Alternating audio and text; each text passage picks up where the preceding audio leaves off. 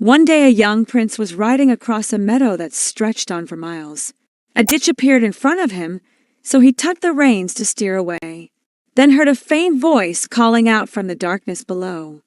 Stopping his horse and looking down into the ditch, he saw an old woman trapped at the bottom. He tied a rope around a stump, carefully lowered himself down, lifted her onto his shoulders and climbed back up. "How did this happen to you?" he asked once they stood on solid ground. "How did this happen to you?" "My son," said the old woman, brushing dirt from her shawl, "I left before dawn to sell my eggs in town. In the dark, I stumbled into that ditch. I might have stayed there forever if not for you." The prince noticed she was trembling and unsteady. "Let me take you home," he said gently. "Where do you live?" "Just there," said the old woman, pointing to the chimney of a small hut at the edge of the forest. The prince lifted her onto his horse and led the horse to her cottage. As she climbed down, she said, "Wait a moment, good sir. I have something for you." She disappeared inside and returned with something glinting in her palm. "You have a kind heart," she said. "Tell me, what do you desire most, above all else? Tell me, what do you desire most, above all else?" The prince thought for a moment, then said, "I wish to prove myself worthy and to win the love of an extraordinary woman." The old woman nodded. "I know of such a person, the daughter of the Flower Queen, but she is a prisoner in the land of the dragons." "Imprisoned? But why?" "Dragons have no art," said the old woman. "The queen of the dragons commands her to weave living blossoms each night to decorate her ballroom. Her captive does this but feels no joy because she is not free." "I will free her," declared the prince. "I will free her," declared the prince. Opening her wrinkled palm, the old woman said, "Take this silver bell. If you ring it once, the king of the eagles will come to your aid. Twice, and the king of the foxes will appear. Ring it 3 times, and the king of the fishes will help you. But use this bell wisely. Each king may be called upon only once." The prince started to ask where to find the dragon's land, but before he could speak, the old woman and the hut vanished in an instant, like mist. Then the prince realized he must have been speaking to a good fairy. He tucked the bell deep into his pocket, rode home to bid farewell to his parents, and began his journey. For a year, he traveled, helping those in need along the way, and always asking if anyone knew the whereabouts of the land of the dragons. But no one could say. One day, he reached a small hut where an old man sat by the door, his white beard so long that it pooled on the ground. "Good day, grandfather," said the prince. "Do you happen to know where the dragons live?" The old man lifted one gnarled finger and pointed to a mountain peak behind him. He wheezed, "The dragons live on that mountain. The dragons live on that mountain. And if you're seeking the Flower Queen's daughter," the prince's eyes widened in surprise, "you'll find her at the Dragon Queen's nightly ball, where she must decorate the halls. But beware, you cannot enter without an invitation from the Dragon Queen herself." The prince thanked him and headed to the mountain. The slope was far too steep and dangerous for his horse to climb. Since he didn't know how long he would be, with a sad goodbye he set his horse free. Up and up he climbed the mountain until at last he reached a magnificent castle made entirely of gold and jewels. Tall iron gates surrounded it on all sides. He'd barely touched the front gate when 7 dragons swooped down with a thunder of wings.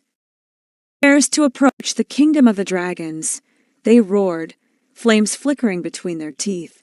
The prince bowed low. "Great dragons," said he, "I have heard wonders of the Dragon Queen's balls, and wish to serve in her court. I have heard wonders of the Dragon Queen's balls, and wish to serve in her court." This flattering speech pleased them. The largest dragon, who seemed to be the leader, led him through 12 dazzling halls, made entirely of gold and jewels. In the 12th room, they found the Dragon Queen seated on a diamond-encrusted throne. She was a terrible-looking beast, her horned head hissing and snorting fire, her tongue darting in and out. The Dragon Queen glared down at the prince with eyes that glowed like coals. The Dragon Queen glared down at the prince with eyes that glowed like coals. You wish to serve me, she hissed. Prove yourself. My favorite female horse, a mare, feeds in the meadow each day. You must take my mare to pasture for 3 days and return her safely each evening. Do this, and you will earn a reward. But if you fail, I will eat you. The prince breathed deeply and accepted. The next morning, the prince led the dragon queen's mare to pasture. But no sooner had they reached the grass than she vanished. The prince searched everywhere, but the mare was gone. In despair, he sat on a large rock and contemplated his sad fate. He stared up at the sky and noticed a large bird flying overhead. Then he remembered the little bell. He took it from his pocket and rang it once. In a moment, he heard a great rustling sound in the air. The king of the eagles swooped down and landed before him, taller than he. I know what you need, said the mighty bird. The mare gallops among the clouds. I will summon all the eagles of the air to catch her and bring her to you. With a powerful beat of his wings, the king of the eagles soared away. By evening, the prince heard a mighty rushing sound in the air.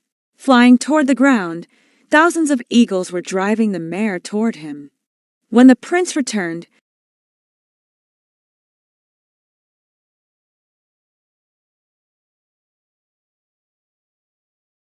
riding on the dragon's queen's mare, she was furious. Tomorrow, if you fail, she hissed, her eyes blazing in fury, I will eat you for dinner. The prince said nothing and simply bowed. Till morning, I need to keep you close by my side, said the dragon queen. Tonight, you will come with me to my ball.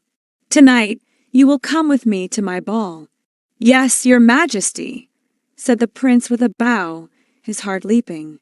That night, the dragon queen took the prince to a grand building decorated outside and inside with flowers, though many of the petals drooped and the blooms looked faded. At the ball, young dragons danced together.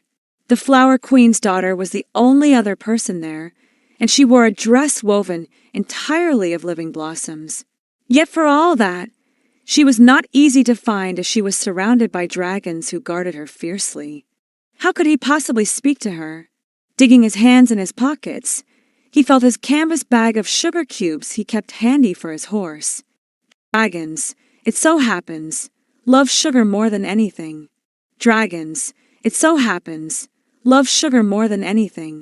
Seeing the dragon queen was distracted, he walked over to a windowsill, caught the attention of the dragon guards, and held up the open bag, giving it a little shake. Their nostrils flared.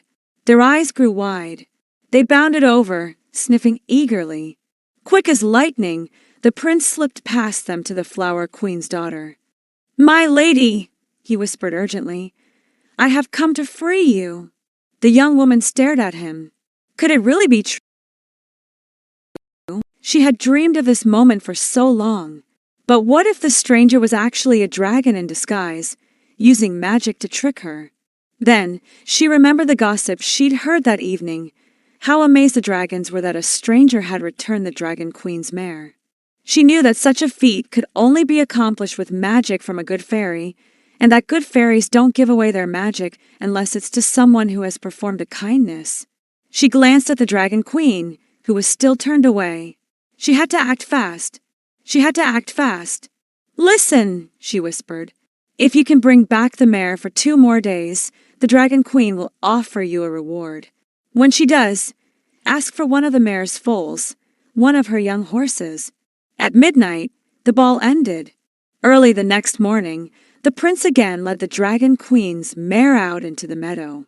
And again, the mare vanished before his eyes. He took out his little bell and rang it twice. In a moment, the king of the foxes stood before him. Said he, I know what you want. I will summon all the foxes of the world together to dig the mare out from the hills where she hides. By evening, many thousand foxes brought the mare to the prince. When the prince rode the mare back to the castle, the dragon queen nearly exploded with rage. She hissed and spat flames. If you fail tomorrow, she snarled, I will crush your bones between my teeth. That night she told him once again